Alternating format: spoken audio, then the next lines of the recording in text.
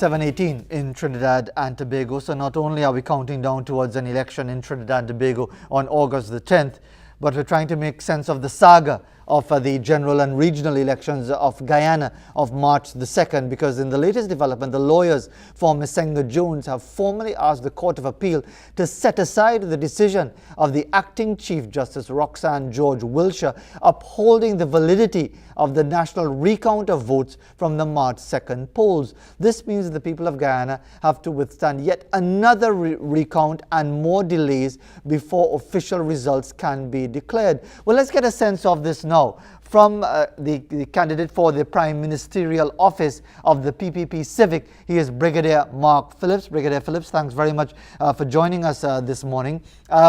What exactly is the situation right now as you understand it? Because it gets quite confusing with all of these legal rulings and challenges and so on. Good morning to you, sir. Thanks for joining us. Good morning, and thank you for having me on your program. The situation right now, it's 141 days since we had our elections, and we are still awaiting a declaration. The fact of the matter is the APNU-AFC, that is the coalition in government, they continue to use the court system to obstruct the declaration of these elections. As you're aware, we had elections on March the 2nd, and by the 3rd of March, the statements of polls were in the possession of all parties contesting the elections. And from the tabulation of the statements of polls in my party, the People's Progressive Party Civic, we knew by the close of business on March the 3rd that we won the elections. By the 5th of March, there was an attempt by the returning officer, an employee of the Guyana Elections Commission Secretariat, Mr. Clairmont Mingo, to inflate votes on behalf of the party in government and to deflate votes on behalf of my party. In effect, what he did, he attempted to rig the elections so that the party in government will be deemed as victorious. And he was caught red-handed, not only by the scrutineers and the members and leaders of the opposition party, but by the international community. Because, as you're aware, the elections were observed by observers from the Commonwealth, from CARICOM, from the OAS, from the Carter Center, and many other local NGOs. And he was caught red-handed. That triggered a court action and a decision afterwards by both major parties to go to a recount of all the votes. The recount of all the votes was completed after some 34 days, and the statements of recount show clearly what I mentioned earlier, that the PPPC, the People's Progressive Party Civic, won the elections. We had a total of 460,000 valid votes. Brigadier Phillips, if you would allow me, sorry for interrupting you, sir, but you may not be aware of this, but we've been following this very closely for the last 3 or 4 weeks. So a lot of what you're saying, we're aware of already. And because we have limited time, we just want to get to a stage where we understand what is happening right now. So thankfully, because of the tremendous interest shown by our audience here in Trinidad and Tobago nationals, Guyanese nationals, and so on, we've been getting all of this information. So what I want to get from you, sir, if you would allow me, because now that the ruling of the acting Chief Justice came down on Monday dismissing the claim of Ms. Jones, and now that the APNU-AFC have highlighted, from what I understand, 23 instances where they've cited where the High Court erred in its judgment, so they are going to the Court of Appeal. How do you see this process rolling out given these latest developments? Look, the matter is placed in the Court of Appeal, as you quite rightly said, and I can tell you that the CCJ on a previous matter similar to this one has already ruled, and it's clear that the recount results must be used to declare the winners of the election. And I wouldn't be surprised that if the matter now placed before the Court of Appeal, if the Court of Appeal comes to a similar conclusion, a similar ruling, that the recount results must be used to determine the winner. And once they come to that conclusion, it means that the High Court, the CCJ, and the Court of Appeal, having the same position, the results will soon, after the court system, will soon be declared using the recount results, and the PPPC will be the winner of these elections. And the PPPC will be forming the next government of Guyana. But if they don't, Brigadier, because we've had the Court of Appeal in Georgetown already rule a few weeks ago on a majority decision in favor of Miss Eslin's David's claim.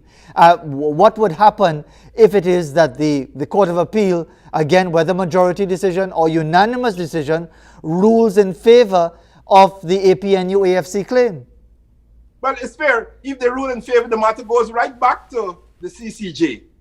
And the CCJ, as you know, is our apex court or a final court. And there's a ruling by the CCJ on record where they already indicated that this recount results are the results to be used for Could I ask you, Brigadier, because it's just a matter of time. Yeah. The court system is used to obstruct the process, but it's inevitable.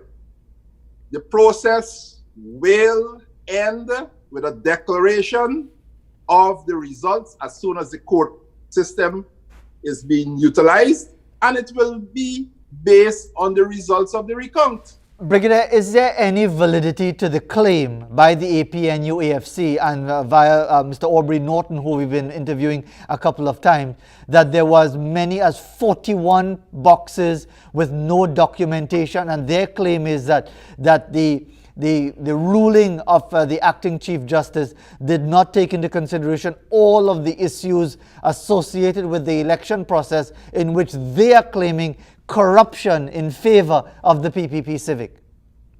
Look, let me simplify this to your listeners.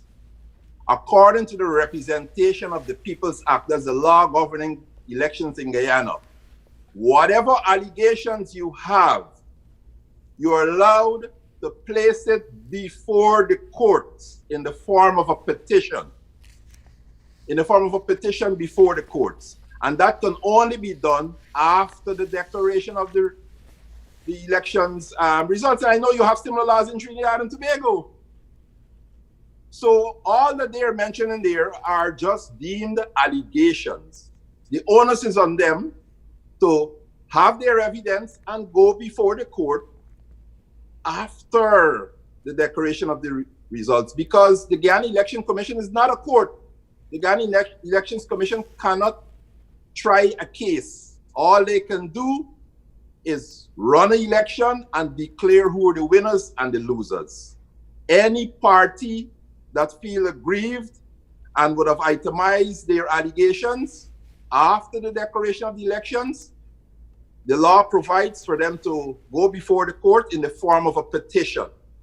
They have 28 days after the declaration to go before the court. So what Mr. Norton really should be doing and advising the leadership of his party is to have that list of allegations and anomalies, await the declaration of the results, and then take it before the courts.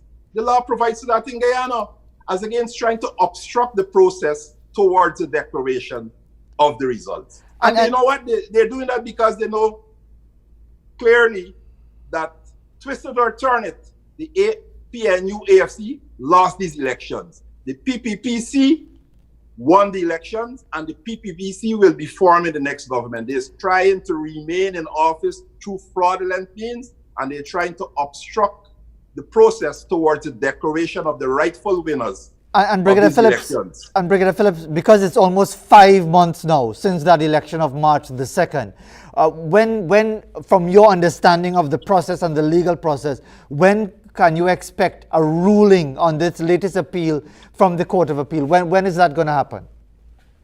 I would based on the manner in which the court system been treating these cases, I would say by mid next week we should have a ruling. By the middle all of these next cases week. are given priority in our court system, and most likely they will go to the CCJ again. Let's give the whole process 2 weeks, and we'll reach right back to where we were, awaiting a declaration of the winners of the election, utilizing the results of the recount by the Guyana Elections Commission. And so before, here again, I'm mentioning to you that the APNU-AFC is utilizing the court system to obstruct the inevitable.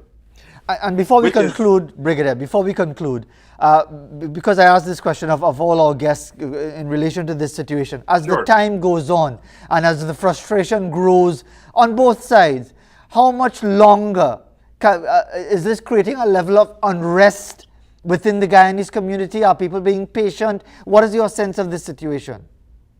Well, I can tell you, our Guyanese people have been patient for over 141 days now, and they're likely to remain patient for another 2 to 3 weeks. We will continue to appeal to the people because this whole process is people-centered. It's a respect for the will of the people. And once you respect the will of the people, regardless how long it takes, we will have a government through the democratic means. And Guyana will continue to be a democratic state in CARICOM and in the OAS and in the world. Our democracy will not be derailed. It will prevail at the end of this process. Brigadier Mark Phillips, and thank I you very much. wish to commend our people for holding firm and for being peaceful and calm, and allow this process to its finality. And as I said before, it's inevitable. The PPPC, the People's Progressive Party Civic, will be forming the next government after the declaration by GCOM, whenever they decide. Thank you very much, sir, for taking the time to be with us this morning. Brigadier Mark Phillips, the Prime Ministerial candidate for the PPP Civic, very confident in the process that it will be resolved. As he says, within the next 2 to 3 weeks, it could very well be a situation where we know the new government or the reinstated government of Trinidad and Tobago before we know the government of Guyana from their elections on March the 2nd. But we'll have to wait and see how that goes. 7:30.